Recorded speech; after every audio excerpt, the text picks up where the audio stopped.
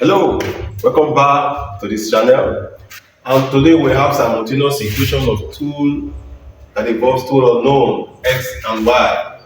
But the most special thing about this equation is the unknown being expressed in fractional form. It's a unique kind of simultaneous equation. It's not that linear type. We have two unknown in fractional form. But there's a unique way of solving it also, and we are doing it together today. You see how simple it becomes. So let's go there. So let's say solution. And the first thing we must do is to say the unknown, let the unknown be 1 over x and 1 over y. So what did I do this? We're asked to do for x and y, but we're changing it to 1 over x and 1 over y. This is simply because if you want to look for one x and y directly from what is given, you have so many trouble, you run into trouble, so much of it. But if you can make it simple and make it a whole, 1 over x and 1 over y, later after getting the value from 1 over x and 1 over y respectively, we can just take the invert, the reciprocal of it, and that will be the value for x and y respectively. So if we agree that let the unknown be 1 over x and 1 over y, we can therefore write the first equation as follows. If we want to write this, it becomes 2, bring out the 2, and we're left with 1 over x minus 1 over y equals to 3. And we call this equation 1. And that is our equation 1. And the second equation, because we bring out 4, becomes 1 over x plus, we bring out 3. Bring out 3 to be left with 1 over y, obviously, equals to 16. And let's call this equation 2. Yeah. So in simultaneous equation, by elimination, what we do is actually eliminate one of the unknown. For this case, it could be 1 over y or 1 over s. You can decide to eliminate anyone. It doesn't follow any particular order. Anyone you feel that is more convenient for you or you feel okay with, you can eliminate it. So in this case, let's eliminate 1 over y. So if you bring out minus 1 over y, 3, 1 over y, our elimination means we must make this equals to 0.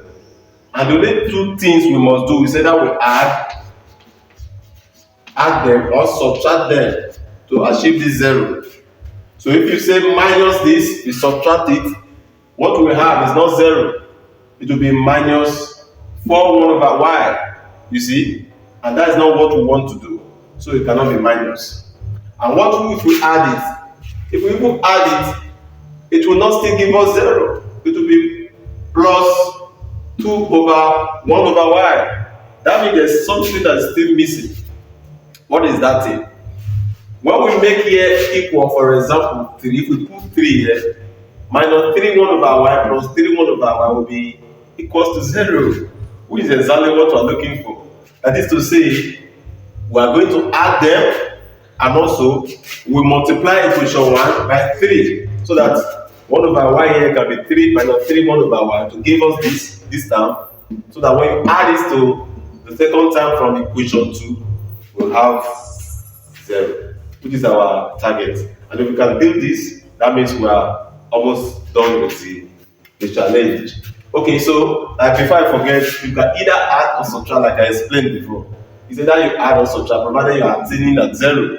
You can get 0 from any of those addition or subtraction. That is good. And if it's not possible, you can get 0. Just look at what you can do to the two terms to make it equal in different. It's either it's positive or negative. The two are positive. Whatever you can do to subtract or add to get your 0 is just fine.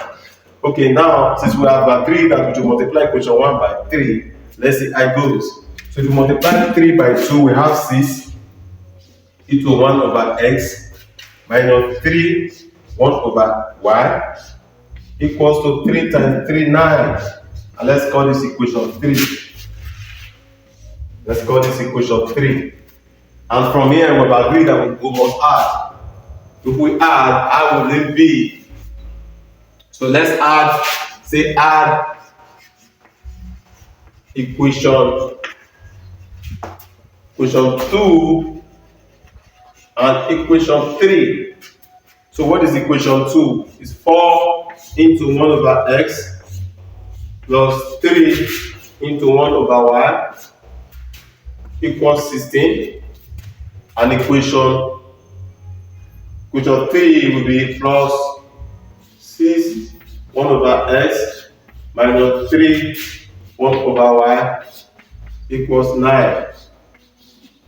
You see? So we can, like we have said before, this cancels out, tends to 0. And if we add this, 4 plus 6 is 10, 1 over x, you see, equals to 16 plus 9, that is 25. 25. Now, 10 1 over x divided by 10 equals to 25 divided by 10. We are dividing by the coefficient of 1 over s so that 1 over s can stand alone. After all, that's what we are looking for. So 10 can cancel 10. We are left with 1 over s, which is equals to 25 over 10. What can cancel? When 5 goes here, 2. When 5 here, 5. So 1 over s, we are saying that 1 over s is equals to 5 over 2. If 1 over n is 5 over 2, what if we flip it to have s over 1, which is the same thing as s over 1 is equals to 2 over 5. That is to say, s is equals to 2 over 5. S is 2 over 5. It becomes very easy when you follow the suggestion we took that said let's make the unknown to be this and this. Now we find the value for 1 over s, and we took the reciprocal of that 1 over s, and we have value for s, which is 2 over 5, and it's fine. So we're going to say put 1 over s equals to 2 over 5 in equation 1, and this is equation 1. Are you seeing equation 1? You can actually do this in any of the equations also. It must not be equation 1. Anywhere you have 1 over s, in either of the equations, like equation 1, 2, or even 3, put 1 over s, the value that we have got, equals to 5 over 2. So let's use equation 1 for this case. We are having 2, 5 over 2, minus 1 over y, equals to 3. Now our target is to look for 1 over y.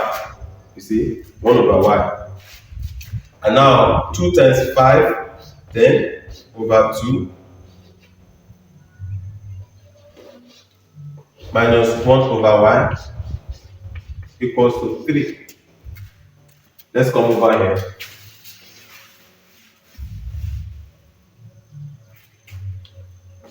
You can say minus 1 over y is equals to 3 minus 10 over 2 is over 1. We want to take the LCM is 2. 1 divided by 2 is 2 times 3 is 6 minus 2 divided by 2, 1 times 10, that is 10. And this becomes 6 minus 10 is 4, minus 4 over 2. And this is minus 2. That is to say minus 1 over y is equals to minus 2. You see that? Minus s 1 over y is minus 2. And let's multiply through by minus, let's divide through, that's division, divide through by minus over y, divide by minus, you see that? Is equals to minus 2 divided by minus, let's say minus 1, you see? And this will cancel this, and this will cancel this. So 1 over y will becomes positive 2. If 1 over y is 2, if 1 over y is 2, what is y? That is y over 1 is equals to 1 over 2. Is it not simple enough? 1 over y is equals to 1 over 2. So y, 1 over y over 1 is the same thing as y. Y becomes 1 over 2. You see, y is 1 over 2. That is to say, the final answer is s is equals to, we got s to be 2 over 5 and y 1 over 2. Final answer. simple as ABC. Mathematics is actually fun. Just know the procedure like you have seen us follow in terms of the fractional simultaneous equation. And if you gain some values at least from what we have done, if you have not subscribed, this is the first time of meeting this channel, please subscribe and follow us. Hit the notification button so that anytime we publish a video like this, you'll be the first to know. And also like so that more persons can get access to this video. If you have any questions that you want me to solve or attend to any question at all, meet us at the comment section. So that is the solution for the simultaneous equation that involves two unknown that are given in fractional form. But how do we know we are correct? How do we check if we are correct or not so that we can know how to go about it to cross check again? To check if we are correct, why not put the values that we have for 1 over x or 1 over y back into the original equation to see what we can get if they are equal to the other side of the equation. That is to say, if we say checking, let's replace back the value we now have for equation 1, 2. For the place of 1 over x, we are putting 5 over 2 minus 1 over y is 2, we know, equals to 3. Let's solve this. If our answer we get from it will be equals to 3, that's the best way to check. And now if we do this, 2 times 5 will be 10 over 2 minus 2. This is 10 divided by 2 is what? Minus 2 equals to 3. 10 divided by 2, this is 5, minus 2 equals to 3. 5 minus 2 is 3, equals to 3. So this value of 1 over x satisfies the equation for the first equation. And let's try it also in the second equation. Okay, let's go back to the second side. The second equation says 4 into 1 over x plus 3 into 1 over y is equals to 16. Like we did for the first one, the same will replace the values of 1 over x to be 5 over 2 and 1 over y to be 2 in this same equation, equation 2. So let's do that. 4, 5 over 2 plus 3, 2 equals to 16. You see?